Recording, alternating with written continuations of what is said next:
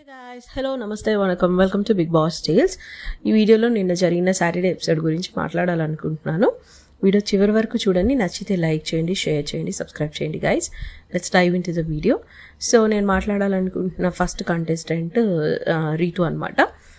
రీతు గురించి నాగార్జున గారు పొగుడతారా లేదా, తనకు కొంచెం బూస్టింగ్ ఇస్తే బాగుంటుంది, బికాస్ తను గేమ్ అయితే ఆడింది కదా, దాన్ని ఎంకరేజింగ్గా ఉంటే బాగుంటుంది అని నా ముందు వీడియోలో కూడా చెప్పాను. సో అలానే నాగార్జున గారు తనకి అలానే ఎంకరేజ్ చేశారనమాట. అలా ఏడవకు, నీకు నువ్వు అలా అనుకోవాల్సిన అవసరం లేదు, పీపుల్ ఆర్ సీయింగ్ ఇదని చెప్పి ఆ అమ్మాయిని ఏదైతే ఎంకరేజ్ చేశారో ఆ ఎంకరేజ్మెంట్ అనేది నాకు బాగా అనిపించింది. తన అమ్మాయి మంచి అమ్మాయి, అంటే ఇన్ ద వే తను మాట్లాడే పాయింట్స్లో లాజిక్ ఉంటుంది అండ్ చాలా క్లియర్గా హింట్స్ని అర్థం చేసుకోగలిగే అమ్మాయి.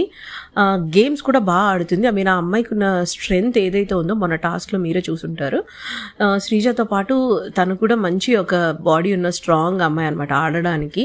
కానీ ఏదైతే డీమన్ ఆర్ కళ్యాణ్ ఎలా ఫ్రెండ్షిప్ అంటుందో దాట్ కొంచెం తగ్గించుకుంటే బాగుంటుంది. ఏమైపోయిందంటే బయట తనకు అదే సినారే నడుస్తుంది, విచ్ షీ ఈజ్ అన్ఎవర్ ఆఫ్ అనమాట. అంటే తనకి తెలియట్లేదు బయట ఏం జరుగుతుంది, తన గురించి ఈ విషయాలు ఈ టైంలో తన ప్రాజెక్ట్ చేస్తున్నారనే విషయం తనకి తెలీదు.